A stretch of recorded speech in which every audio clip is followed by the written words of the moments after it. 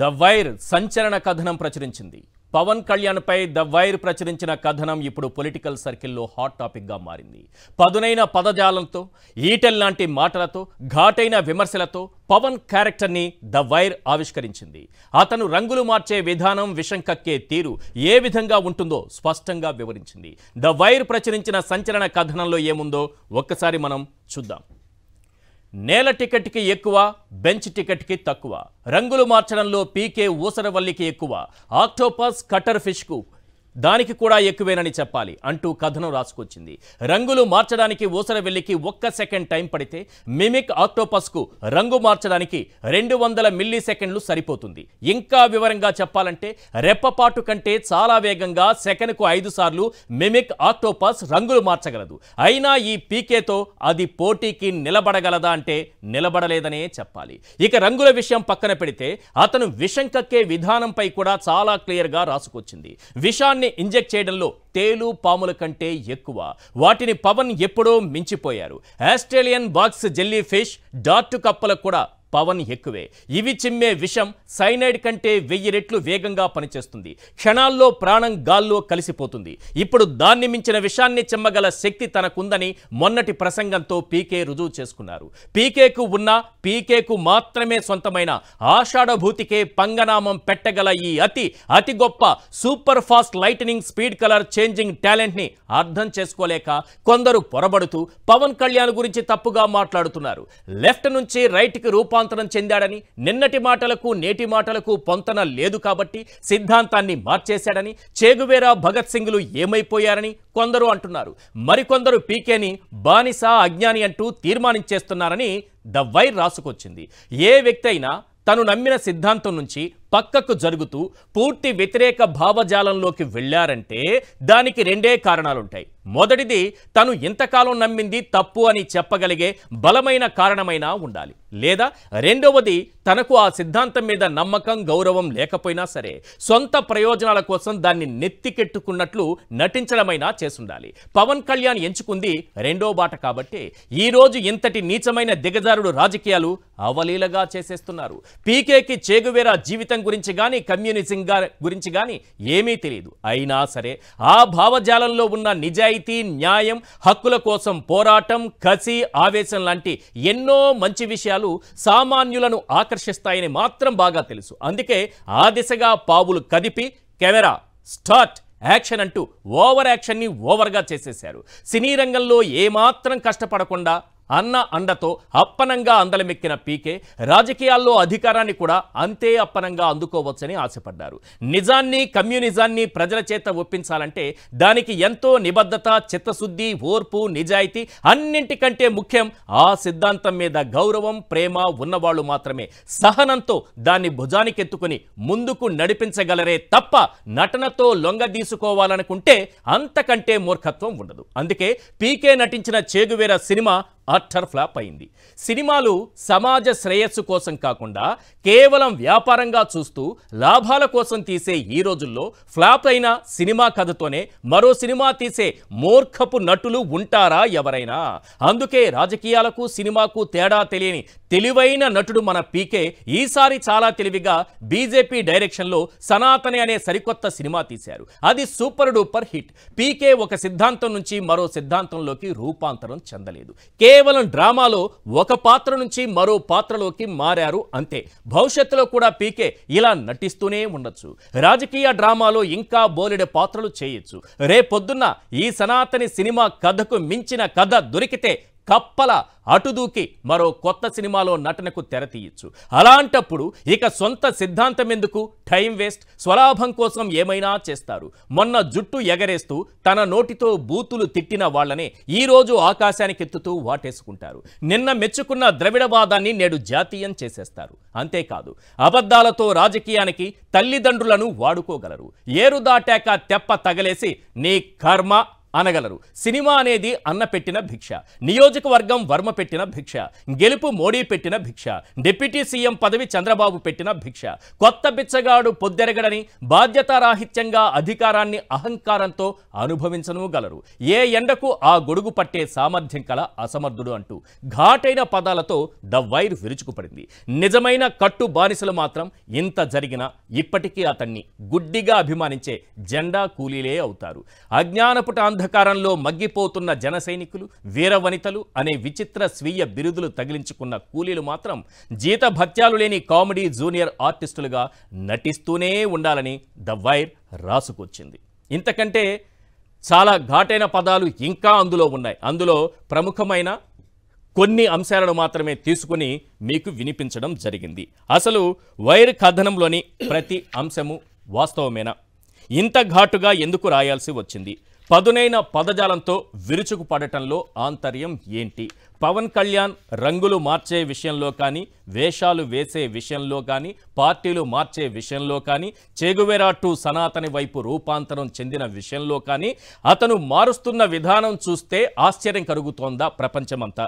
ముఖ్యంగా జాతీయ పాలిటిక్స్లో కూడా ఇలాంటి నాయకుడు ఎవ్వరూ లేరా అన్నట్టుగా ద వైర్ ఒక కథనాన్ని రాసుకొచ్చింది. రైట్, ఈ అంశాన్ని చాలా క్లియర్గా మనం చర్చిద్దాం. ఒక్కొక్క పాయింట్ టు పాయింట్ ప్రతి అంశాన్ని కూడా చర్చిద్దాం. ఇందులో వాస్తవాలు ఉన్నాయా లేకపోతే మరేదైనా ఉందా అనేది కూడా చర్చిద్దాం. వాస్తవం ఉంటే వాస్తవం ఉందని చెప్పుకునేటటువంటి డిస్కషన్ మనం చేద్దాం. అదే సమయంలో ఎమ్మెల్యేలు, కూటమి ఎమ్మెల్యేలు కాస్త రిలీఫ్ కోసం, సేద తీరడం కోసం ఆటలు, అలాగే కొన్ని సాంస్కృతిక కార్యక్రమాలు వీటన్నింటిలో కూడా పాల్గొన్నారు. ఏదో కొంత రిలీఫ్ కావాలని. కానీ అక్కడంతా కూడా కనిపించింది చౌకబారు డైలాగులు, చీప్ కామెడీ, దిగజారుడు వ్యాఖ్యానాలు, డీగ్రేడ్ నటన, లో లెవెల్ కామెంట్లు. ఇలాంటి వాటిని చూసి ముఖ్యంగా మన సీఎం గారు, డిప్యూటీ సీఎం గారు విరగబడి ఎరగబడి నవ్వి నవ్వి నవ్వి ఏ స్థాయిలో నవ్వారో, జీవితంలో అంతలా ఎప్పుడైనా నవ్వి ఉంటారో లేదో కూడా తెలియదు. ఎందుకంటే వాళ్ళున్న స్థాయి సీఎం, డిప్యూటీ సీఎం స్థాయిలో ఉన్నారు. కానీ ఒక మాజీ ముఖ్యమంత్రిని ఆయన అవమానకర రీతిలో, ఒక ముఖ్యమంత్రిని, మాజీ ముఖ్యమంత్రిని ఎమ్మెల్యేలు సాంస్కృతిక కార్యక్రమాల్లో అవమానకర రీతిలో మాట్లాడుతూ ఉంటే, బాడీ షేమింగ్ చేస్తూ ఉంటే, వాడు వీడు అని మాట్లాడుతూ ఉంటే అసలు ముఖ్యమంత్రి, ఉప ముఖ్యమంత్రి ఆ నవ్వులేంటనేది ఒకసారి దానిపైన కూడా మాట్లాడుకోవాలి. వీళ్ళు అసలు వాలంటీర్లు రోడ్డెక్కారు, ఆశా వర్కర్లు రోడ్డెక్కారు, రైతులు రోడ్డెక్కారు, అలాగే ఫీజు రియంబర్స్మెంట్ కోసం విద్యార్థులు రోడ్డెక్కారు, కరెంటు ఛార్జీల గురించి ప్రజలు రోడ్డెక్కారు. ఇప్పటి వరకు డిఎస్సీ లేదు, సంక్షేమ పథకాలు లేదు, మహిళలు చాలామంది బస్ ఎక్కి నిరసనలు తెలియజేస్తున్నారు, తల్లికి వందనం లేదు, గవర్నమెంట్ స్కూళ్ళలో చదివే విద్యార్థులు చదువుని రోజు గాలికి వదిలేస్తే చాలామంది 10th క్లాస్ పరీక్షలు కూడా రాయకుండా ఈరోజు 10th క్లాస్ విద్యార్థులు వెళ్ళి కూలీ పనులకు వెళుతున్నారు. కూలీ పనులకు వెళ్ళేటటువంటి దురవస్థ ఈరోజు కనిపిస్తోంది. ఇవన్నీ పరిపాలన పక్కన పెట్టేసి, వేషాలు కట్టేసి, వెకిలి డైలాగులు చెప్పేసి, దిగజారుడు కామెడీ చేసేసి ఏం మెసేజ్ ఇవ్వాలనుకుంటున్నారు వీరనే అంశంపైన కూడా మనం చర్చిద్దాం. ఇవాళ చర్చలో పాల్గొంటున్నారు కారుమూరి వెంకటరెడ్డి గారు, వైఎస్ఆర్సీపీ జాయింట్ సెక్రటరీ, అలాగే ఎంఆర్ పాషా గారు, సీనియర్ అనలిస్ట్. రైట్, ఒకసారి అసెంబ్లీలో మన కూటమి ఎమ్మెల్యేలు ప్రదర్శించినటువంటి వారి ప్రతిభా పాఠవాలు గొప్పగా, చాలా గొప్పగా ఉంటాయి. వారి ప్రతిభా పాఠవాలు అంటే కల్చరల్ యాక్టివిటీస్కి సంబంధించి నటనలో ఎంత ఆరితేరిపోయారు, ఆ డైలాగ్ డెలివరీలో కానీ, లేకపోతే మాడ్యులేషన్లో కానీ, హావభావాల్లో కానీ, ఆహార్యంలో కానీ వారు అద్భుతమైనటువంటి నటనా చాతుర్యాన్ని కనబరిచారు.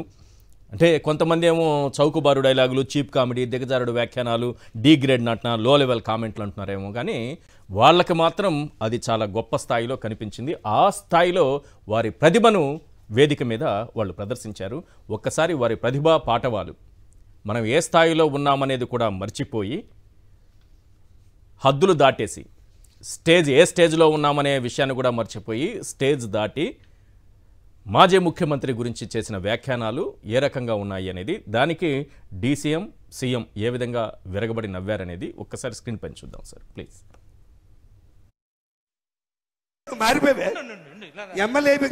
గతంలో ఒక ఆయన ఉండేవాడు, చావుకి వెళ్ళినా, పెళ్లికి వెళ్ళినా, పేరంటకాలకి వెళ్ళినా, ఎవడాడు 11 నెంబర్ అనకూడదురా బాబు, మళ్ళా అనకూడదురా నాయన, నువ్వు వినియాలంతే అనకూడదురా నాయన. అన్న ఆడుతూ పోలికెట్టి నాకు ఎవడైనా పిలుస్తాడు. ఎవరు నామినేషన్ వేసినా నేనే వెళ్ళి పొట్టు పెట్టాలి. మారిపోయావే ఎమ్మెల్యే మారిపోయావు. గతంలో ఒక ఆయన ఉండేవాడు. చావుకి వెళ్ళినా, పెళ్లికి వెళ్ళినా, పేరంటకాలకి వెళ్ళినా.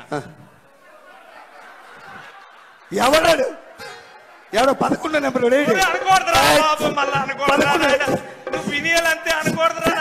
అన్న ఆడుతూ పోలికెట్టి నాకు ఎవడైనా పిలుస్తాడు. ఎవరు నామినేషన్ వేసినా నేనే వెళ్ళి పొట్టు పెట్టాలి. రైట్ వెంకటరెడ్డి గారు, రాష్ట్రంలో చాలా సమస్యలు ఉన్నాయి. సరే, వాళ్ళకు కూడా కొంత రిలీఫ్ కావాలేమో, వేసవి నుంచి కాస్త ఉపశమనం కోసం ఏమన్నా చేశారేమో తెలియదు. కానీ ఈ రకంగా వాడు వీడు అని ఒక మాజీ ముఖ్యమంత్రిని తర్వాత బాడీ షేమింగ్ లాంటిది ఎలా నిలబడతారు, ఎలా చూస్తారు, ఏం చెప్తారు? ఇది ఒక ప్రజాప్రతినిధులు చేయాల్సిన పనులేనా? ఈశ్వర్ గారు, ముందుగా మీకు ప్యానల్లో ఉన్న అందరికీ, సాక్షి టీవీ ప్రేక్షకులందరికీ నమస్కారాలు. ఆంధ్రప్రదేశ్ రాష్ట్ర ప్రభుత్వం ఎమ్మెల్యేలు ఎమ్మెల్సీలకు సంబంధించి సాంస్కృతిక కార్యక్రమాలు పెట్టింది. తెలుగుదేశం పార్టీ కార్యక్రమాలు కాదు. తెలుగుదేశం ఎమ్మెల్యేలకు, తెలుగుదేశం ఎమ్మెల్సీలకు, లేదంటే వాళ్ళ కూటమికి సంబంధించో వాళ్ళ సొంత డబ్బులతో పెట్టుకున్న కార్యక్రమాలు కాదు. ఫస్ట్ పాయింట్, ఆంధ్రప్రదేశ్ రాష్ట్ర ప్రభుత్వం అంటే ప్రజలు కడుతున్నటువంటి పన్నుల రూపంలో వచ్చిన డబ్బులతో ఒక కార్యక్రమం పెట్టింది. ఆ కార్యక్రమం పేరు సాంస్కృతిక కార్యక్రమాలంట. విజయవాడలో కన్వెన్షన్ సెంటర్లో పెట్టారు. పెట్టినటువంటి కార్యక్రమంలో ప్రజాప్రతినిధుల పోరంబోకుల, నేను డైరెక్ట్గా అంటున్నా, ప్రజాప్రతినిధులు అయితే ఎవరు అలా మాట్లాడరు. ఎందుకు నేను ఆ మాట అంటానంటే, ఒక ప్రజాప్రతినిధులు అంటే ప్రజాప్రతినిధులు అయితే హుందాతనంగా వ్యవహరిస్తారు. ఎకిలి చేష్టలు, లేఖీ చేష్టలు, చిల్లర చేష్టలు చేసే వాళ్ళని ప్రజాప్రతినిధులు అంటారు కదా.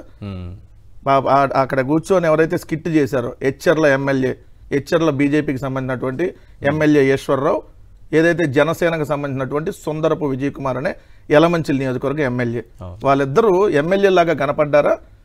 వాళ్ళు తోటి శాసనసభ్యుడు మాజీ ముఖ్యమంత్రిని పట్టుకొని వాడు వీడు, ఆయన మొహం ఇలా పెడతాడు, ఇలా పెడతాడు. మీ పవన్ కళ్యాణ్ ఎలా పెడతాడు? మీ పవన్ కళ్యాణ్ కైకాల సత్యనారాయణ గారు శవం దగ్గర కూర్చొని ఏకైకలో పక్కపక్కలో లేఖీ చేష్టలు చేశారు. లేఖీ అనే పదం కూడా చాలా పెద్దది, చాలా చిన్నది. ఇంకా పెద్ద పదాలు ఉంటే అవి వాడాలి. ప్రజాప్రతినిధులాగా వ్యవహరించాలి. రోడ్ల మీద వెళ్ళే బజారాల్లాగా వ్యవహరించి ఏది పడుతుంది, మీకంటే ఆ ఈటీవీలో వచ్చే జబర్దస్త్ చాలా బెటర్. వాళ్ళన్నా కొంచెం మీకంటే లేఖీతనం తక్కువతో చేస్తున్నారు. మరి మీరు లేఖీతనం ఎక్కువైపోయి, ఎకిల్ చేష్టలు ఎక్కువైపోయి, మీరు ప్రజాప్రతినిధులు అన్న విషయం మర్చిపోయి, వీళ్ళు అనుకుంటే వీళ్ళని మించి చంద్రబాబు నాయుడు గారు, పవన్ కళ్యాణ్ గారు, ముఖ్యమంత్రి, ఉప ముఖ్యమంత్రి, పక్కన స్పీకర్ గారు, వీళ్ళందరూ ముఖ్యమంత్రి అయితే అసలు పడిపోతున్నారా, పడుకొని నవ్వుతున్నారా, కూర్చొని నవ్వుతున్నారా తెలియనంత సోయలాగా నవ్వులు. అసలు మనుషుల్లాగా ఆ వీడియోలో కొంతమంది సీనియర్లు ఉన్నారు, జూనియర్లు ఉన్నారు, కానీ ఈ వెకిల్ కామెడీని వాళ్ళు చాలా సీరియస్ గా అబ్జర్వ్ చేస్తున్నట్టు అనిపించింది. ఎవరైతే ముఖ్యమంత్రి, ఉప ముఖ్యమంత్రి ఎరగబడిన అవ్వచ్చు, కాళ్ళు చేతులు కొట్టుకుంటూ అంటలేదు. దయచేసి వాళ్ళకంటే సంస్కారం లేదు. కొంతమంది ఎకిలితనంగా, లేఖీతనంగా బిహేవ్ చేశారని పద్ధతిగా చెప్తున్నా. జగన్మోహన్ రెడ్డి గారిని పట్టుకొని ఎవడు వాడు, 11వ నెంబర్ వాడా, వాడితో నాకేంటి పోలిక, నువ్వెవడో అసలు, నీతో పోలికేంది, నీ మొహానికి ఇప్పుడు అయ్యో ఎమ్మెల్యే, నీకు జగన్మోహన్ రెడ్డి గారికి పోలికేంది, అదొకటి నువ్వు చెప్తుంది. వాడు వీడు ఏంటి, మాజీ ముఖ్యమంత్రిని పట్టుకొని ఓ ముఖ్యమంత్రి ఏదైతే ఉప ముఖ్యమంత్రి సమక్షంలో చెబితే వాళ్ళు క్లాప్స్ కొట్టి ఇరగబడి పగలు తీసి నవ్వేస్తా. చంద్రబాబు నాయుడు గారు 45 ఏళ్ల జీవితంలో ఇలాంటి ఎకిలితనం, లేఖీతనంతో నవ్వుకోలేదండి ఎప్పుడు. ఇంత ఎకిలితనంగా, లేఖీతనంగా ఒక పక్క రాష్ట్రాల్లో ఎవడన్నా చూస్తే ముఖ్యమంత్రులు, వీళ్ళు ఉప ముఖ్యమంత్రులు ఎట్టొచ్చినాయి వాళ్ళకి పదవులు. కనీసం వయసు 75 ఏళ్ళు వస్తుంది రేపు. 4/20/2025 4/20/2025 వస్తే 75 ఏళ్ళు చంద్రబాబు నాయుడు గారికి. అంటే ఏప్రిల్ 20 మళ్ళీ మీరు అటు చూడమని అందుకే చూసాను. మీరు దాన్ని ట్విస్ట్ చేసి మాట్లాడతారు, అదే ప్రాబ్లం. 4/20/2025 వస్తే 75 ఏళ్ళు నీ వయసు. నువ్వు ముఖ్యమంత్రి రోజు. ఆ పవన్ కళ్యాణ్ అంటే లేఖితనం ముందు నుంచే ఉందనుకో, మీకేమైంది? ఎరగదీసి పగలబడేసి అంటే ఒక మాజీ ముఖ్యమంత్రిని పట్టుకొని వాడు వీడు అంటే మీకు అంత నవ్వు వస్తుందా? ఆ విధంగా స్కిట్లు చేపిస్తున్నారా? అంటే మీరు సూపర్ 6 ఏదని మనం అడుగుతుంటే వాళ్ళు ఏమంటున్నారు, మేము లేఖీ చేష్టలు చేస్తాం, లేఖీ స్కిట్లు చేస్తాం, ఎకిలితనంగా నవ్వుతాం, అడగద్దు. ఎందుకు జగన్మోహన్ రెడ్డి గారు ప్రజల తరపున సూపర్ 6 అడుగుతుంటే వీళ్ళు చిల్లర స్కిట్లు చేస్తున్నారు. ఏమన్నా ఎట్టంటే వాళ్ళని ఖచ్చితంగా ప్రజలను కూడా గమనించమని చెబుతా ఉన్నాం. వైఎస్ఆర్సీపీ ఎమ్మెల్యేలు కూడా అటెండ్ అయ్యి పవన్ కళ్యాణ్ ఉద్దేశించో చంద్రబాబు నాయుడు గారిని ఉద్దేశించో ఆ విధంగానే చేస్తుంటే సార్ అది ఎమ్మెల్యేలు ఎమ్మెల్సీలకు సంబంధించినటువంటి కార్యక్రమం. అదే అది కూటమికి సంబంధించింది కాదు. మొత్తం ఎంతమంది ఉంటే అసెంబ్లీకి హాజరవుతున్న వాళ్ళు వాళ్ళ పార్టీ ఆఫీసుల్లోనో వాళ్ళ పార్టీకి సంబంధించినటువంటి ఛానల్లోనో వాళ్ళ పార్టీ వేదికల్లోనో ఇలానే దిగజారు రోజు మాట్లాడుతూనే ఉంటారు. ఓకే, ఇప్పుడు దిగజారర్లే అన్న ప్రతిసారి అంతకు మించి దిగజారుతారని చెప్పి ఆ దిగజారుతనం వీళ్ళిద్దరి దగ్గరే ఉంది. అందుకని ఆ వైర్ అనే పత్రిక కూడా వాళ్ళ గురించి రాసింది. ఇప్పుడు మీరు పెట్టిన డిబేట్ లో పవన్ కళ్యాణ్ ఎలాంటి వాడో అది పూర్తిగా రాశారు. చంద్రబాబు నాయుడు గురించి ఆల్రెడీ కథల పుస్తకాలు ఉన్నాయి. సో ఒక మనిషిని అంటే ఏ విధంగా జగన్మోహన్ రెడ్డి గారిని ఇలా అవమానపరుస్తున్నారు, అవహేళన పరుస్తున్నారు అంటే 11 సీట్లు రావడమే జగన్మోహన్ రెడ్డి గారు చేస్తుంది తప్ప ఆయన ఈరోజు 40% ఓట్లు సాధించినటువంటి ఒక రాజకీయ పార్టీ అధ్యక్షుడు. ఈ రోజు మీరు 4 పార్టీలు ఉంటే 3 పార్టీలు ఓ పక్క ఉన్నాయి, ఓ పక్క ఒక 4వ పార్టీగా వేరే పక్కన ఉంది మేము. ఆయన మాజీ ముఖ్యమంత్రి, సింగిల్ గా 151 సీట్లు. ఆయన తోటి శాసనసభ్యుడు మీతో పాటు ఇంకో శాసనసభ్యుడిని పట్టుకుని ఒక శాసనసభ్యుడు వాడు వీడు గౌరవం కూడా లేదు. చంద్రబాబు నాయుడు గారు క్లాప్స్లు కొట్టడం నా రాజకీయ జీవితంలో ఇంత పగలబడి నేను ఎప్పుడు నవ్వలేదు అంటే జగన్మోహన్ రెడ్డి గారిని అలా అంటే అంత పగలబడి నవ్వావు అంటే మీ మెంటాలిటీ ఎలా ఉంది? ఇది కదా సార్ ఆర్గనైజ్డ్ క్రైమ్. ఓ ముఖ్యమంత్రి ఒక ఉప ముఖ్యమంత్రి ప్రజాప్రతినిధులను కూర్చోబెట్టుకొని ఒక ఆర్గనైజ్డ్ గా ఇలాంటి స్కిట్స్ చేపించి ఏదైతే వైఎస్ఆర్ కాంగ్రెస్ పార్టీ నాయకులను రెచ్చగొట్టాలనేటటువంటి ఉద్దేశంతో కించపరిచి వైఎస్ఆర్ కాంగ్రెస్ పార్టీని మాజీ ముఖ్యమంత్రి అందరినీ కించపరచాలనేటువంటి ఉద్దేశంతో 11వ వాడు 151 సీట్లు తీసుకొచ్చి సింగిల్ గా వచ్చిన మగాడు మీలాగా తేడా కాదు. వాడితో నాకు పోలికేంటి? ఈయన ఒకటిసారి కదా ఎమ్మెల్యే. అందుకని ఇలా 3 పార్టీలు కలిస్తే తప్ప మీ మొహానికి ఎమ్మెల్యే అవ్వలేరు.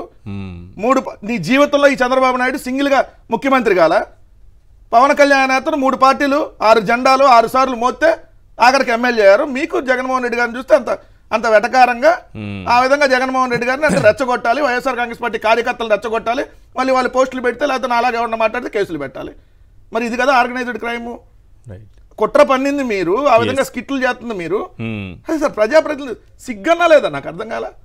మనుషులు ఎవడన్నా ఇలా బిహేవ్ చేస్తాడా? ప్రజాప్రతినిధులు కాదు, మనుషులే బిహేవ్ చేయరు.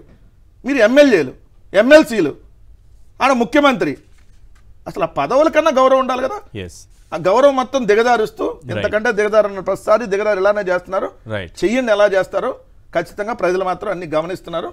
టైం వచ్చినప్పుడు ఏ విధంగా కొట్టాలో ఆ విధంగా కొడతారు. రైట్. మనం ఎంత వెటకారం చేస్తే నిజంగా మీరు అన్నట్టుగా ప్రజలు కూడా కొంత వెటకారం చేసే అవకాశం ఉంటుంది. నేను ఒకటి వినిపిస్తాను, వినండి. బాగా వైరల్ అవుతోంది, అది ఒక్కసారి వింటే బాగుంటుంది అనిపించింది. ఇంట్లో ఉంటూ అమెరికాకు పనిచేసే అవకాశం ఇస్తాము. జాగ్రత్త. ఇంట్లో ఉంటూ అమెరికాకు పనిచేసే అవకాశం ఇస్తాము. మహిళలకు నెలకు 1500 ఇస్తాము. సంవత్సరానికి 18,000 ఇస్తాము. ప్రతి విద్యార్థికి 15,000 ఇస్తాము. రైతులకు 20,000 ఇస్తాము. రాష్ట్రంలోని మహిళలు ఎక్కడి నుంచి ఎక్కడికైనా ఉచితంగా బస్సులో ప్రయాణించవచ్చు వంటి హామీలతో మిమ్మల్ని ఎవరైనా ఓట్లు అడిగితే అవి కూటమి వారి తప్పుడు హామీలు కావచ్చు. ఆ తప్పుడు హామీలు నమ్మి మోసపోకండి. ఒకవేళ ఇప్పటికే మీరు అలా మోసపోయినట్లయితే స్థానిక ఎన్నికల్లో వారికి గట్టిగా బుద్ధి చెప్పండి. వెటకారం అంటే ఇది. ప్రజలు కూడా అడుగుతున్నారు, ఎంత బాగా అడుగుతున్నారు చూడండి. స్కిట్లు వేయాల్సింది ఒరిజినల్ గా స్కిట్లు వేశారు కదా. నీకు 15 నీకు 15 నీకు 15 స్కిట్లు వేసిన ఆయనతో చేయించాల్సింది. ఆడ నీకు ఇచ్చేసాం 15 నీకు ఇచ్చేసాం 15 అని చెప్పాల్సింది. రైట్. భాషా గారు, ఏంటి ఒక ప్రజాప్రతినిధులు వేదికనెక్కి ఈ రకంగా మాట్లాడటము, అవహేళన చేయటము, బాడీ షేమింగ్ చేయటము, డిగ్రేడ్ కామెంట్లు, మాటలు, డైలాగులు, ఎలా చెప్పాలి వీళ్ళ గురించి? అందరికీ నమస్కారం అండి. సార్, ముందుగా ఇక్కడ ఒక విషయం చంద్రబాబు నాయుడు గారిని, పవన్ కళ్యాణ్ గారిని ప్రశ్నించాలి. ఏంటంటే మీరు ఈ యాక్ట్ అన్నది చేశారు, మరి దాన్ని యాక్టింగ్ అనాలా ఏమనాలా నాకు తెలియదు. దీని అవుట్కమ్ ఏంటి? ముందుగా ఈ ప్రశ్న అనేది అడగాలి. దీని అవుట్కమ్ మీరు ఏమొస్తుంది అన్న ఉద్దేశంతో ఈ పని చేశారు. ఎంతో కొంత ప్రజాధనం అన్నది ఇక్కడ వృధా అయింది కదా. మరి ప్రజలకి దీనివల్ల జరిగే మంచి ఏంటో ముందుగా చంద్రబాబు నాయుడు గారు చెప్పాలి. రెండోది ఏంటంటే మీరు ఒక వ్యక్తిని పర్సనల్గా ఇక్కడ దూషించే ప్రయత్నం చేస్తున్నారు. ఆ వ్యక్తి జగన్మోహన్ రెడ్డి గారు ఇక్కడ దూషిస్తున్నారు. మీరు చేసేటటువంటి ఈ తప్పులని ప్రజలు గమనిస్తున్నారు. ప్రజలు మేము ఓటు వేసి మిమ్మల్ని గెలిపిస్తే మా కోసం పనిచేస్తారు, మాకు మీరు ఇచ్చినటువంటి హామీలని అమలు చేస్తారు అన్న ఉద్దేశంతో ప్రజలు ఉంటే ఆ హామీలను తీసుకెళ్ళి పక్కన పడేసి ఈరోజు ఎంటర్టైన్మెంట్ దిశగా ఈ కూటమి అనేది పనిచేస్తున్నది. రెండో దరిద్రం అంటే ఏంటంటే సార్, ఇక్కడ స్వయంగా చంద్రబాబు నాయుడు గారు ఒక మాట అన్నాడు, ఈసారి మేము చాలా హుందాగా అసెంబ్లీ సమావేశాలు చేసినాము అని చెప్పేసి ఏదో ఒక వర్డ్ కూడా యూజ్ చేసినాడు, అది నేను మర్చిపోయినా. ఇదా హుందాతనం? ఇదా ఒక ముఖ్యమంత్రి ఒక ఫార్మర్ సీఎంని పట్టుకొని మీరు ఇలా దూషిస్తే రేపు పొద్దున అధికారం మారాక మీ పరిస్థితి ఏంటి? మరి ఇదే చేయమంటారా? పెద్ద మనిషిగా ఒక 74-75 సంవత్సరాల ఒక వ్యక్తిగా మీరు ఏం చేయాలి? ఇట్లా పగలబడి నవ్వాలా? ఈ యాక్ట్లు అవసరమా? రెండోది గౌరవనీయులు స్పీకర్లు కూడా అక్కడ కూర్చుని ఉన్నారు. నేను ఒకటే విషయం చెప్తాను, స్పీకర్ పని ఏంటి అంటే అన్ని పార్టీలని సమానంగా చూడాలి. ఒక స్పీకర్ అనే వ్యక్తి తండ్రి స్థానంలో ఉంటాడు. తండ్రికి అందరు పిల్లలు సమానమే. మీ ముందు స్పీకర్ గారు, మీ ముందు ఈరోజు ఒక ఎమ్మెల్యే, ప్రజెంట్ ఎమ్మెల్యే ఎక్స్ సీఎంని పట్టుకొని ఇంతలా దూషిస్తుంటే, ఇంతలా కామెడీలు చేస్తుంటే మీరు కూడా కూర్చొని నవ్వుతున్నారు అంటే నిజంగా ప్రజాస్వామ్యం అనేది ఎటు తీసుకెళ్లాలనుకుంటున్నారు? ఒకసారి సమాధానం చెప్పాలి గౌరవనీయులు స్పీకర్ గారు. ఎందుకంటే ఇది చాలా దారుణం అండి. ఈరోజు జగన్మోహన్ రెడ్డి గారికి ఓటు వేసినటువంటి 1,32,00,000 మంది ప్రజలు చూస్తున్నారు. That is not a small number. అవును, అది స్మాల్ నెంబర్ కాదు, 40% ఓటు అది ప్రజలు చూస్తున్నారు. ఇంకోటి 23 లక్షల ఓట్లు వచ్చిన పార్టీ అదే జనసేన. ఇక పక్కన ఉన్నటువంటి బీజేపీ గురించి ఇంకా చెప్పాల్సిన వాళ్ళకి ఎన్ని ఓట్లు వచ్చాయి. ఇంకో విషయం ఏంటంటే 2% వచ్చింది. వీళ్ళని నమ్మి 2% వీళ్ళని నమ్మి ఓటు వేసినటువంటి ప్రజలు కూడా చూస్తున్నారు. టీడీపీకి ఓటు వేసినా, బీజేపీకి ఓటు వేసినా, జనసేనకి ఓటు వేసిన ప్రజలు కూడా చూస్తున్నారు. మా కోసం ఏం చేస్తున్నారు సార్? ఇంకోటి నాకు అర్థం కాదు, అసలు జగన్మోహన్ రెడ్డి గారి ప్రస్తావన ఎందుకు వస్తుంది? జగన్మోహన్ రెడ్డి గారి గురించి మీరు ఎందుకు మాట్లాడవలసి వస్తుంది? మాట్లాడితే మీ సంక్షేమం గురించి మాట్లాడండి, ప్రజలకు చేయవలసిన మంచి గురించి మీరు మాట్లాడండి. కానీ మాట్లాడితే జగన్మోహన్ రెడ్డి గారు ఇప్పుడు ½ అన్ అవర్ మాట్లాడాలనుకోండి, 20 నిమిషాలు జగన్మోహన్ రెడ్డి గారి గురించే మాట్లాడుతున్నారు. అవును, ఆ 10 నిమిషాల్లో మమ అనిపిస్తున్నారు. ఇదా రాజకీయం అంటే? రాజకీయం అంటే విలువలతో కూడిన రాజకీయం చేయండి, ప్రజలు మనసులో గుండెల్లో పెట్టుకుంటారు. అంతేగాని ఇట్లా చిల్లర రాజకీయం చేస్తే మళ్ళీ ప్రజలు నెక్స్ట్ టైం సింగిల్ డిజిట్ లో కూడా ఉంచరు. ఆ విషయం గుర్తుపెట్టుకోవాలి. రైట్. వైఎస్ఆర్సీపీ ఎమ్మెల్యే తాటిపర్తి చంద్రశేఖర్ గారు ఉన్నారు. చంద్రశేఖర్ గారు, 2 విషయాలు మాట్లాడాలి. మీకు సంబంధించిన విషయం అందులో ఒకటి, అంతకంటే ముందు ఈ వీడియో ఒకటి చూసుంటారు. అక్కడ సాంస్కృతిక కార్యక్రమాలు నిర్వహించారు. ఇది ఎమ్మెల్యేలందరికీ సంబంధించి, ప్రజాప్రతినిధులందరిది. అందులో జగన్మోహన్ రెడ్డి గారి గురించి ఎంత వెటకారంగా బాడీ షేమింగ్ చేసే విధంగా, అందులోనూ అనరాని మాటలు వాడు వీడు అంటూ మాట్లాడడం, ఏం చెప్తారు? అందరికీ నమస్కారం. నమస్తే సార్. రాజకీయాల్లో విలువలు సిద్ధాంతాలు లేనటువంటి వ్యక్తి చంద్రబాబు నాయుడు గారు, అలాగే పవన్ కళ్యాణ్ గారు కూడా. వీరికి వారి పార్టీ జెండాకి ఎలాంటి అజెండా ఉంటుందో తెలియదు. వారు ప్రజలను ప్రతిసారి మోసం చేయటం ఒక అలవాటుగా మార్చుకున్నటువంటి ఒక దగాకోరు రాజకీయం చేసేటటువంటి వ్యక్తిగానే వారు కనపడుతున్నారు తప్ప వారు ఎక్కడా కూడా సిద్ధాంతాలతోటి ముందుకు వెళ్తున్నట్టు కనపడరు. మీరు అన్నట్టుగా ఆ సాంస్కృతిక కార్యక్రమాలు ఎవరి డబ్బుతోటండి అది పెట్టింది? ప్రజాధనంతోనే కదా. ప్రజాధనంతో పెట్టినటువంటి సాంస్కృతిక కార్యక్రమాలలో జబర్దస్త్ కార్యక్రమాల కన్నా ఇంకా దిగజారుడుగా సాంస్కృతిక కార్యక్రమాల పేరుతోటి రాజకీయ వ్యభిచారం కూడా అనొచ్చు దాన్ని. అంటే అంత మాట ఎందుకు మాట్లాడాల్సి వస్తుందంటే, ఒక వ్యక్తిని, ఒక ముఖ్యమంత్రిగా చేసినటువంటి ఒక వ్యక్తిని ఏ విధంగా కించపరిచి, ఏ విధంగా దుర్భాషలాడుతూ, ఏకవచనంతో వాడు వీడు అని మాట్లాడుతూ, 11వ నంబర్ గాడు అని మాట్లాడుతూ ఏం చెప్పబోతున్నారు మీరు ప్రజలకి? మీ విలువలు ఇదేనా? మేము అడుగుతున్నాం చంద్రబాబు నాయుడు గారికి, మీరు పెట్టినటువంటి పార్టీలోనా మీరుంది? మీకు నా పార్టీ అని చెప్పుకునేటటువంటి హక్కు ఉందా మీకు? వైఎస్ రాజశేఖర్ రెడ్డి గారి తనయుడిగా పోటీ చేసినప్పుడు అధికారం దొరకలేదండి జగన్మోహన్ రెడ్డి గారికి.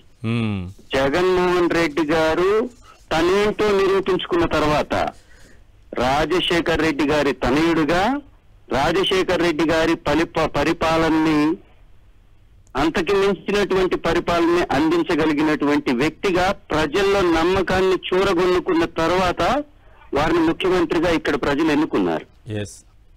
రాజశేఖర్ రెడ్డి గారు ఇచ్చినటువంటి పథకాల కన్నా బ్రహ్మాండమైనటువంటి పథకాలు, అంతకు మించినటువంటి పథకాలను ఇచ్చినటువంటి ఘనుడు జగన్మోహన్ రెడ్డి గారు.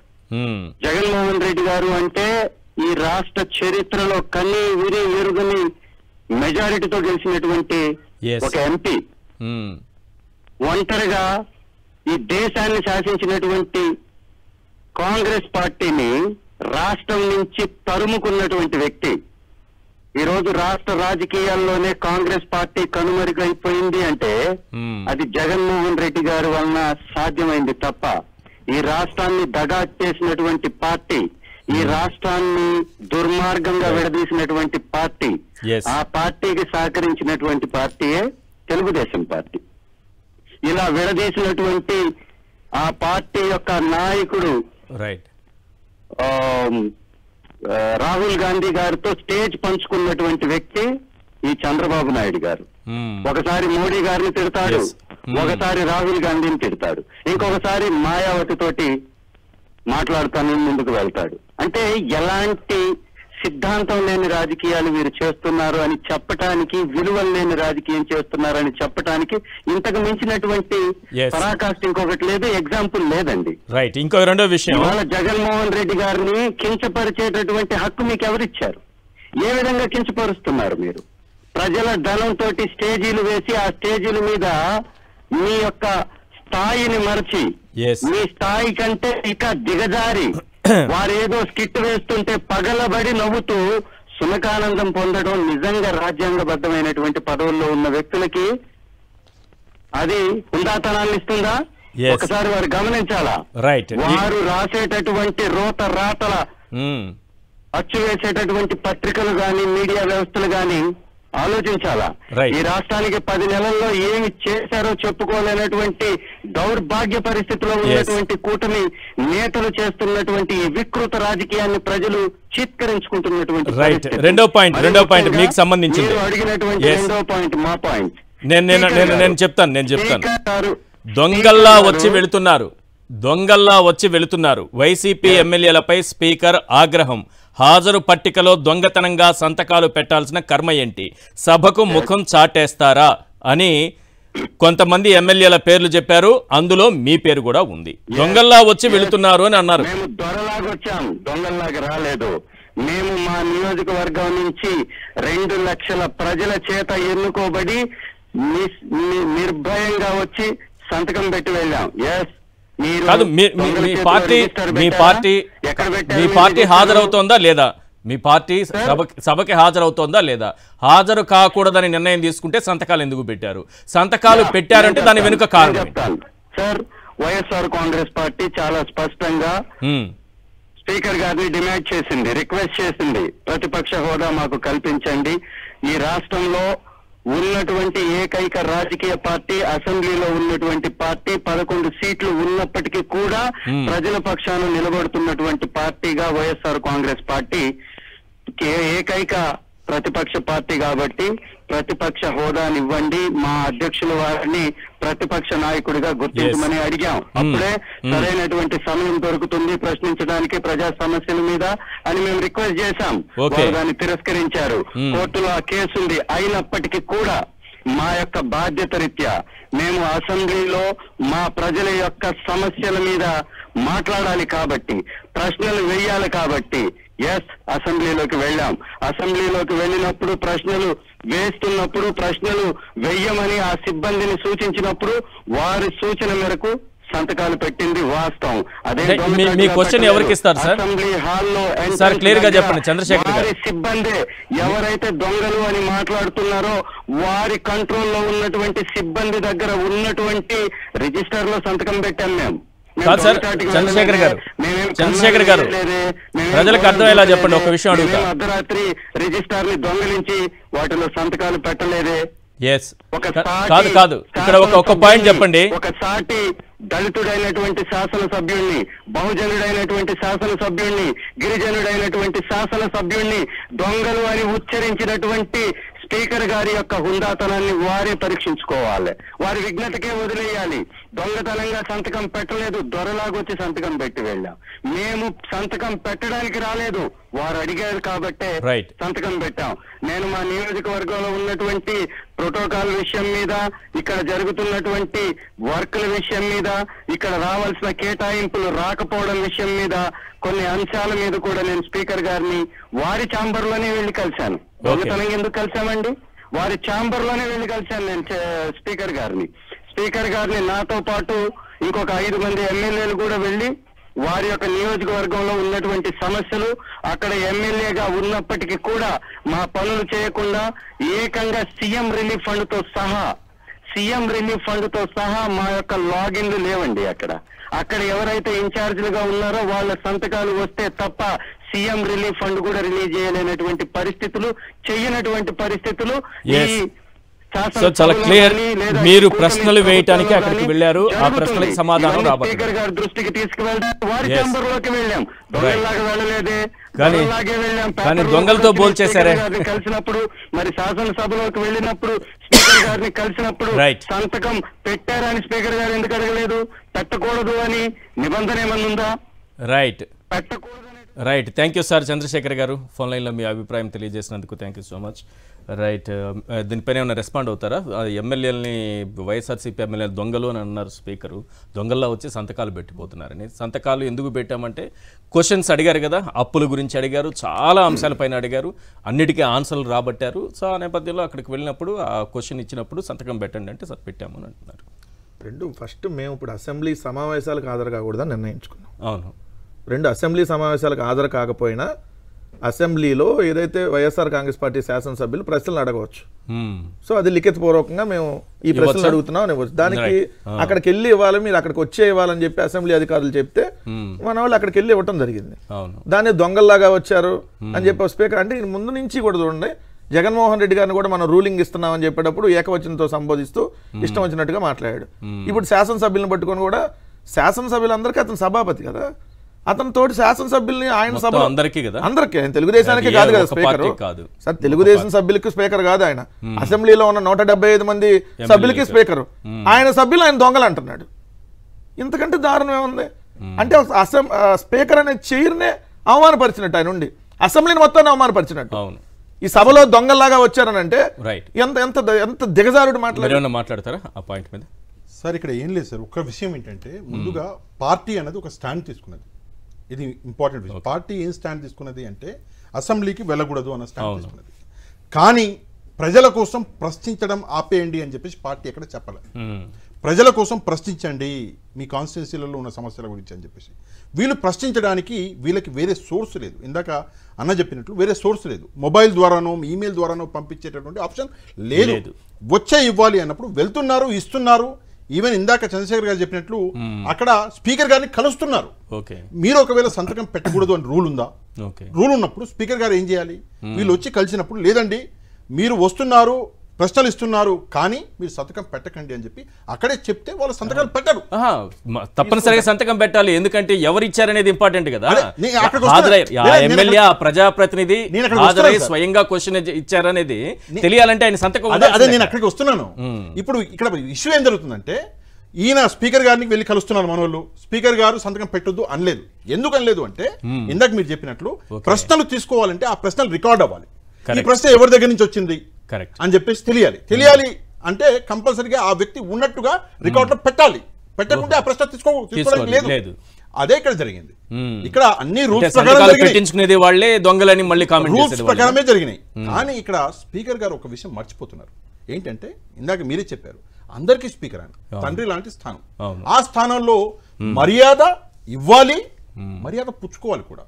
ఏకవచనంతో ఒక ఎక్స్ సీఎం ని మీరు ఏదో ఇంట్లో ఫ్యామిలీ మెంబర్ లాగా జగన్ అనేయడం. ఇప్పుడు జనరల్ గా మేము నిద్రలో కూడా ఇప్పుడు చాలా చంద్రబాబు నాయుడు గారిని ఆ గౌరవం అనేది ఆటోమేటిక్ గా వచ్చేస్తుంది. ఎందుకంటే మర్యాద గౌరవం అండి. అయితే ఆయన ఆ గౌరవం కూడా ఇవ్వలేకపోవడం అనేది నిజంగా దారుణం. స్పీకర్ గారు దీని మీద ఒకసారి ఆలోచించాలి. రెండో విషయం, చాలా ఇంపార్టెంట్ విషయం ఏంటంటే ఇది ప్రాసెస్ ప్రకారం, ప్రోటోకాల్ ప్రకారం మొత్తం జరిగిపోయింది. మొత్తం జరిగిన తర్వాత ఆయన అన్నది ఎప్పుడు నిన్న అన్నట్టున్నారు కదా. అంటే చివరి రోజు రేపు పొద్దున్న అసెంబ్లీ ఎండ్ అవుతుంది అనగా ఈ రోజు ఎందుకు అన్నారు? అది కూడా ఒక ఇంపార్టెంట్ ప్రశ్న కదా. మీరు ఒకవేళ అనాలనుకుంటే మొదటిసారి వచ్చినప్పుడే అంటే వీళ్ళు కరెక్ట్ చేసుకునే వాళ్ళు. లేదు అసెంబ్లీ మొత్తం అయినాక వీళ్ళని ఎట్లన్నా డిమోటివేట్ చేయాలని లేదా ప్రజల మధ్యలో ఏదో ఒక బ్యాడ్ నేమ్ ని క్రియేట్ చేయాలని చెప్పేసి స్పీకర్ గారు చెప్పినట్టు ఉంది. అంతే. రైట్. ఒక్కసారి మనం అసలైన పాయింట్లోకి వెళదాము. పవన్ కళ్యాణ్ గురించి, ఆయన వేస్తున్న వేషాల గురించి, ఆయన చిమ్మే విషయం గురించి ది వైర్ రాసినటువంటి కథనం ఏంటి? అందులో వాస్తవాలు ఎంతవరకు ఉన్నాయనుకుంటున్నారు? చాలా గొప్పగా రాశారు సార్. ఎందుకంటే అంత గొప్పగా కూడా పవన్ కళ్యాణ్ గారిని రాయలేరు ఎవరు. ఈ భారతదేశంలో ఈ భారతదేశం కూడా ఈ భూప్రపంచంలో మనుషులందు పవన్ కళ్యాణ్ వేరయ్యా అని రాశారు వాళ్ళు ఇండైరెక్ట్ గా. అదే కొన్ని ఎగ్జాంపుల్స్ తో రాశారు. ఎంత వేగంగా రంగులు మార్చగలరు విత్ ప్రూఫ్స్ తో రాసి ఈ భూప్రపంచంలో మనుషులందు పవన్ కళ్యాణ్ వేరు, నువ్వు మనిషివా పవన్ కళ్యాణ్ అనే సామెత లాగా రాశారు వాళ్ళు. నేను అంటలేదండి, అది వాళ్ళు రాసిన దాని ఉద్దేశం ప్రకారం చెబుతున్నాను. ఎందుకంటే మళ్ళీ మా నో బా వా లు అని ఉంటాయి కదా, మళ్ళీ మా నో బా వాళ్ళు దెబ్బతిన్నాయి అంటారు. ఎందుకంటే ఇప్పుడు వాళ్ళు హెడ్డింగ్ పెట్టారు Pawan Kalyan super fast lightning speed colour changing talent. అంటే చాలా చాలా త్వరగా అత్యంత వేగంగా రంగులు మార్చే జీవి ఎవరు కంటే వేగంగా రంగులు మార్చగలరా, రంగులు మార్చే టాలెంట్ ఎవరికి ఉన్నదంటే one and only Pawan Kalyan అని రాశారు. రాసి నేల టికెట్ కి ఎక్కువ బెంచ్ టికెట్ కి తక్కువ అన్నారు. మొన్న జగన్ గారు కార్పొరేటర్ కి ఎక్కువ, నువ్వు ఎమ్మెల్యే తక్కువ, ఏందని ఒకసారి ఎమ్మెల్యే ఆయన గురించి ఏందని లైట్ కంటే మా నో బా వాళ్ళు దెబ్బతిన్నాయి అని గుంటూరులో ఎవరో కేసు పెట్టారు జగన్ గారి మీద. పెట్టారు రాష్ట్ర వ్యాప్తంగా. పాపం వాళ్ళు డామ్ డూమ్ డుష్కుమ్ మా పవన్ కళ్యాణ్ అంటారా, మావాడు కార్పొరేటర్కి ఎక్కువ దీనికి తక్కువ అంటారా అని చెప్పి మమ్మల్ని కించపరుస్తారా అని చెప్పి వాళ్ళందరూ మాట్లాడారు. అట్టానే 2017 సంవత్సరంలో ఇవాళ పోసాని గారికి బెయిల్ వచ్చింది. 2017 సంవత్సరంలో ఆయన నంది అవార్డులు కమ్మ అవార్డులు అన్నాడని చెప్పి 8 సంవత్సరాల నుంచి మనోభావాలు దెబ్బతిని ఆయన తెల్లారులు ఎట్లా దెబ్బతింటున్నాయి అర్థం కాకుండా ఆ రోజు రాత్రి 9ంటికి వెళ్ళి కేసు పెట్టాడు, 45 గంటలు అరెస్ట్ చేశారు. సో మరి ఇప్పుడు ఈ వైర్ పత్రిక రాసింది కదా మనోభావాలు ఇప్పటి వరకు ఎవరు దెబ్బతిన్నారు 2 రోజులైనా, మరి 10 సంవత్సరాల తర్వాత ఏం దెబ్బతింటాయో అప్పుడు దా దెబ్బతింటామని చూద్దాం.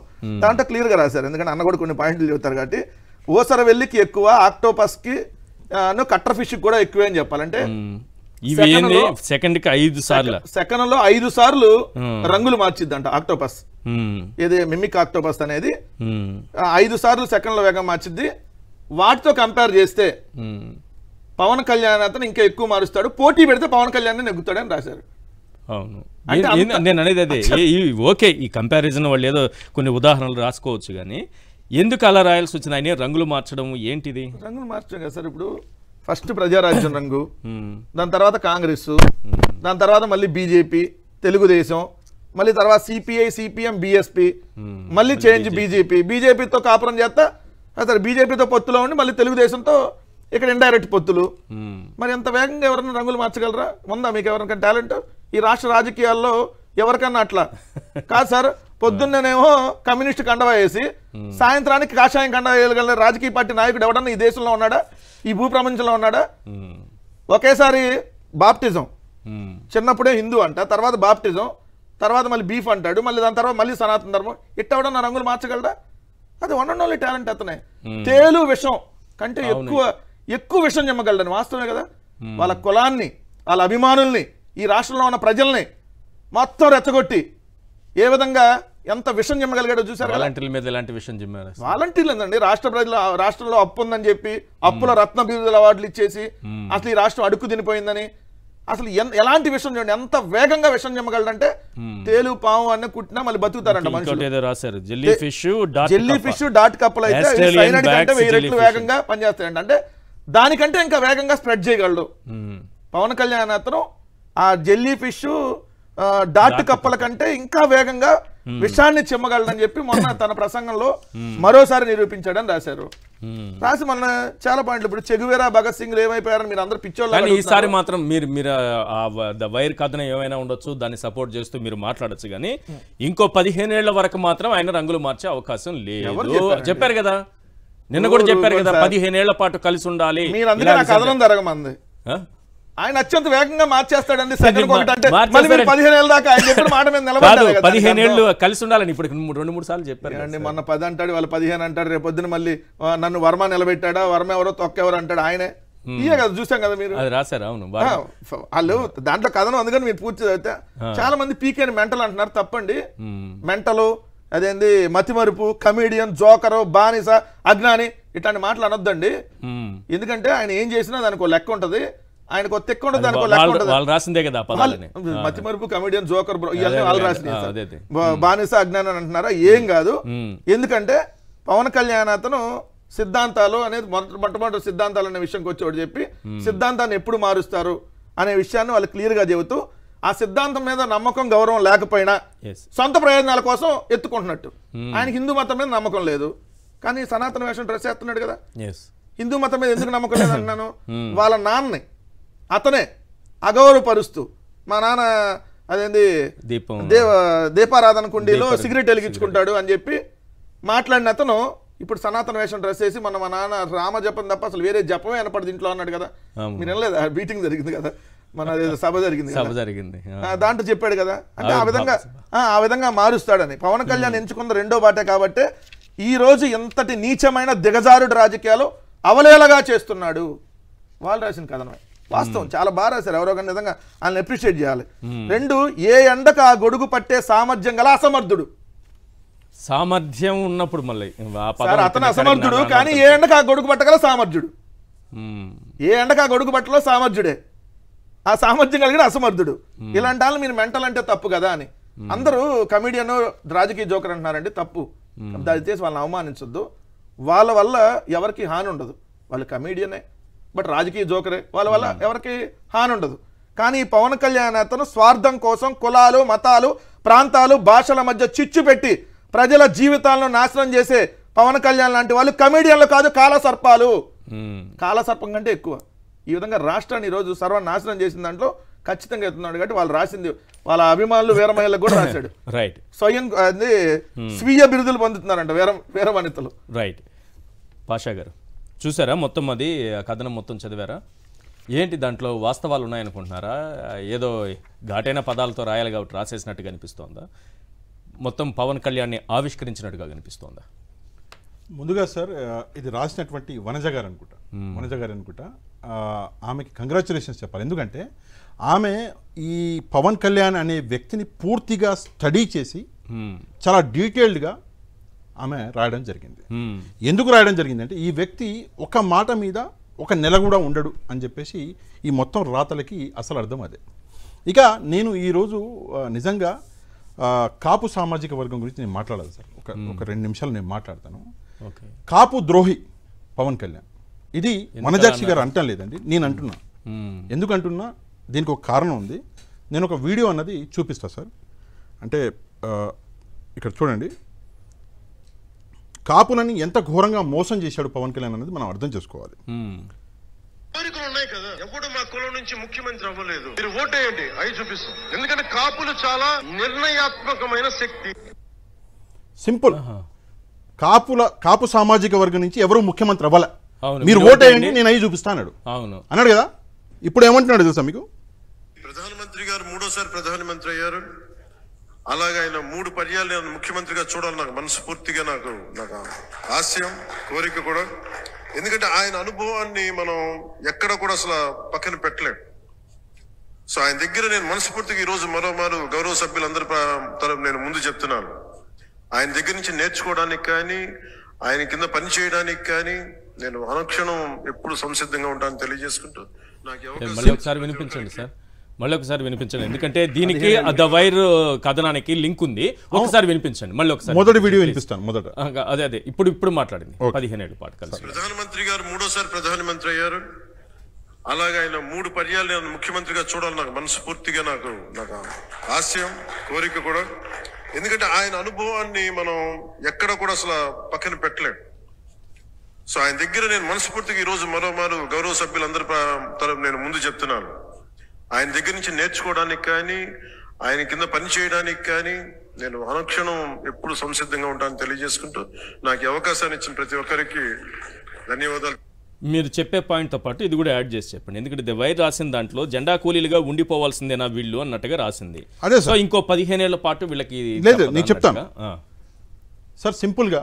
ఇందాక నేను చూపించిన ఫస్ట్ వీడియో, కాపు సామాజిక వర్గం నుంచి ముఖ్యమంత్రి ఎవరు అవ్వలేదు, మీరు నాకు ఓటు వేస్తే నేను అవి చూపిస్తా అన్నాడు. అవును, సరే కాపులు నమ్మిర్రు, నీకు ఓట్లు వేసారు, 21 స్థానాలు ఇచ్చారు. 21 నువ్వు పోటీ చేసిన 21 స్థానాల్లో 21కి 21 ఇచ్చారు, నేను నమ్మారు. నువ్వు ఈరోజు నేను చంద్రబాబు నాయుడు గారి కింద పనిచేస్తా అంటావేంది? అంటే నువ్వు కాపుల్ని మోసం చేసినట్టు కాదా? దీనికి సమాధానం పవన్ కళ్యాణ్ గారు చెప్పాలి. మోసం చేసిండు దారుణంగా, నమ్మిండ్రు. ఇది మొదటిసారి జరగలేదు సార్, ఇంతకు ముందు కూడా జరిగింది. వీళ్ళు అన్నీ చేసిండు, ప్రజారాజ్యం అన్న పార్టీ పెట్టిండు. పెట్టి ఏం చేసిండు అంటే కాపులందరినీ మొత్తానికి అజ్జయనికి ట్రై చేసిండు. మొత్తానికి తీసుకెళ్ళి మూట గట్టి ఢిల్లీ దొరసాని సోనియా గాంధీ గారి కాళ్ళ దగ్గర కాపుల ఆశయాల్ని కాళ్ళ దగ్గర పెట్టొచ్చిండు.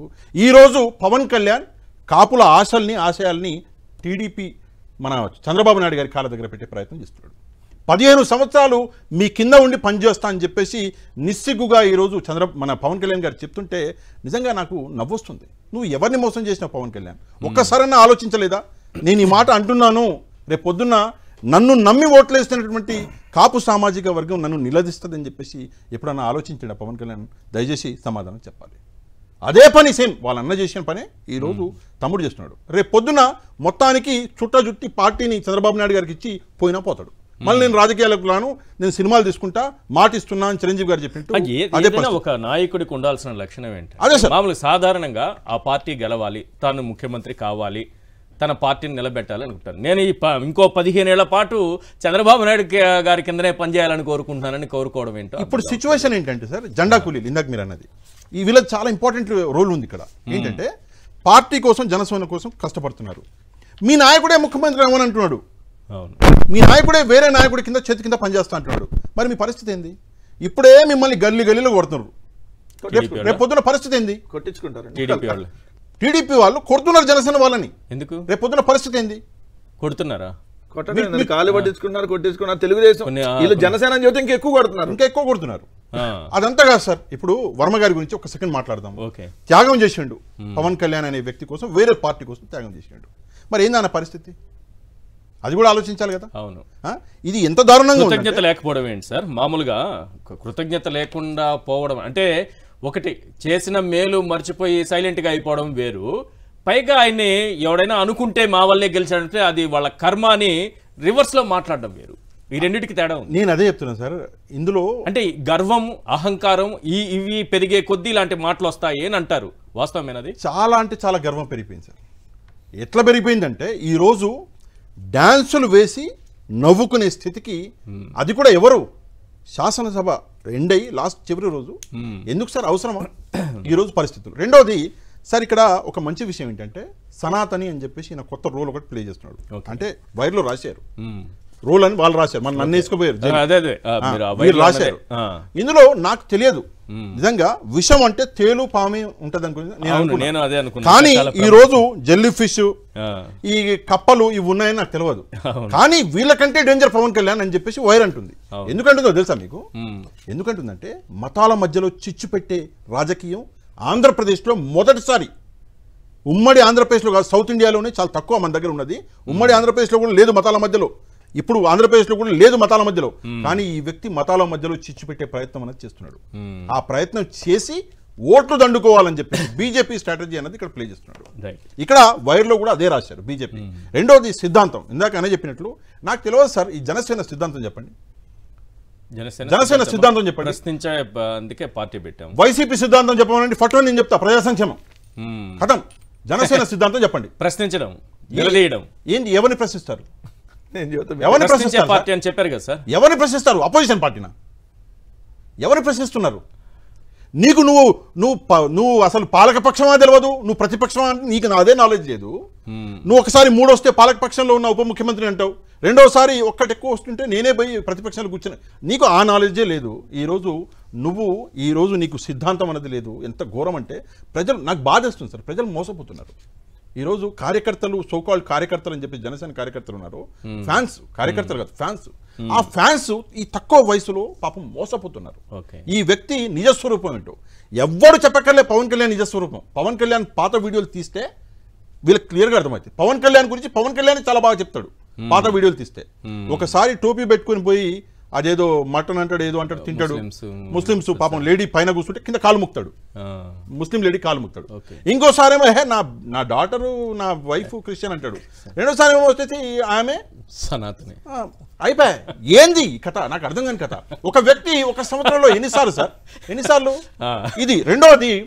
మరి అసలు ఇష్యూస్ ఎక్కడికి పోయినాయి? ప్రత్యేక హోదా ఎక్కడికి పోయింది? నాకు ఒకటి చెప్పండి. అసలు ఇష్యూ గురించి ఎవరైనా మాట్లాడుతున్నాడా?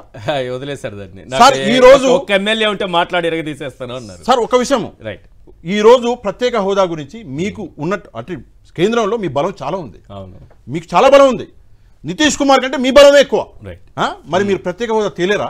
ఎందుకని చెప్పేసి సరిపెట్టుకుంటున్నారు.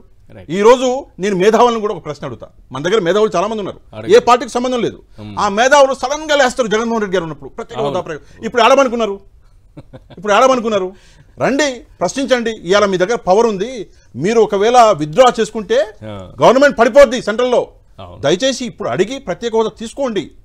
15 ఏళ్ళలో 20 ఏళ్ళలో 50 ఏళ్ళలో ప్రత్యేక హోదా తీసుకుంటే మన పిల్లలకు ఉద్యోగాలు వస్తాయి, మన రాష్ట్రానికి బిజినెస్ వస్తుంది, రాష్ట్రం అనేది ముందుకెళ్తుంది. దయచేసి మీరు తీసుకోవాలి. ఈ నిజంగా సార్ ఎంత ఘోరం అంటే ప్రత్యేక హోదాని మర్చిపోయినాం మనం. రైట్, అవును. జగన్మోహన్ రెడ్డి గారు ముఖ్యమంత్రిగా ఉన్నప్పుడు మాట్లాడే వాళ్ళంతా మేధావులు. చంద్రబాబు నాయుడు గారు కూటమి అధికారంలోకి వస్తే వాళ్ళందరూ మేధావులు అయిపోతారు. అదే మేతేస్తే ఆవులైపోతారు. ఘోరం ఇది. మీరు కంక్లూడ్ చేయండి. ఇది 15 ఏళ్ళు చెప్పండి. 15 ఏళ్ళ పాటు కలిసి ఉంటారు. కంక్లూడ్ చేయండి 1 minute. ఎంత స్టోరీ రాసి మళ్ళీ మీరు 15 అదే వైర్ లో ఉన్నదానికి ఆయన బయటికి లింక్ సరిపోయింది. వేగంగా మారుస్తాడు, ఎప్పుడు మారుస్తాడో తెలియదు. అది ఎంత జీవం అన్నట్టు వాళ్ళు రాశారు కదా. అట్లా మీరు 15 ఏళ్ళ అది కాంట్రాక్ట్ కాల మధ్యలో ఏమైనా కొద్దిగా ఇంకా డిమాండ్ ఎక్కువ చేసినప్పుడు అది ఇవ్వలేదు అనుకో 15 ఏళ్ళు 15 నెలలు అవచ్చు, 15 రోజులు కూడా అవచ్చు. దాని గురించి మనం అక్కర్లేదు. రెన్యువల్ కావాలి. ఒకటి ఈ మధ్య ఒకటి వినిపిస్తోంది 25 నుంచి 60 అయిందని. అదేంటో తెలియదు కానీ రాజకీయాల్లో పెద్ద చర్చ జరుగుతోంది. ఆ తర్వాతనే చాలా హ్యాపీగా ఇంకో 15 ఏళ్ళు ఇంకో నెల చర్చలు కూడా ఏంటో తెలియదు. 25 to 60 అనేది సిద్ధాంతం అన్నారు కూడా మాట. ప్రధాన్ని రాద్ధాంతం చేయడం వాళ్ళ సిద్ధాంతం. ఇంకా పెద్ద సిద్ధాంతాలే ఉంటాయి. సింపుల్ గా తెలుగుదేశానికి కట్టుబాటులాగా ఉండాలి. ఒక చిన్న మాట సార్, ఈ వ్యక్తి నాలెడ్జబుల్ గా కనిపిస్తాడు. నేను చాలాసార్లు చెప్పాను మీకు, నాలెడ్జ్ అసలు జీరో సార్. మీరు ఒక సబ్జెక్ట్ మీద మాట్లాడలేదు, త్రిభాషా సూత్రం మీద మాట్లాడమండి. ఎందుకు చేగవేరా మంచి వైద్యుడు, ఆయన చాలా మంచి వైద్యం చేశారు, ఆయన మంచి ఆపరేషన్లు చేశారు, సర్జరీలు చేశారు, కుట్లేశారు అని చెప్పారు కదా. చెగువీరా గురించి అసలు ఏమీ తెలియని రాశారు. అది చెప్తున్నా నేను చెప్పలేదు. నా మీద కేసు పెడతారు. అందుకే చెగువీరా గురించి అసలు ఏం తెలియని వ్యక్తి ప్రపంచంలో ఎవరు అంటే Pawan Kalyan. Right, thank you sir. చర్చలో పాల్గొన్నందుకు పాషా గారు, అలాగే వెంకటరెడ్డి గారు, తాటిపర్తి చంద్రశేఖర్ గారు ఫోన్ లైన్ లో వారి అభిప్రాయం తెలియజేశారు. వారికి కూడా ప్రత్యేకంగా ధన్యవాదాలు. ఇది వాళ్ళ చర్చా కార్యక్రమం. చూస్తూనే ఉండండి సాక్షి టీవీ.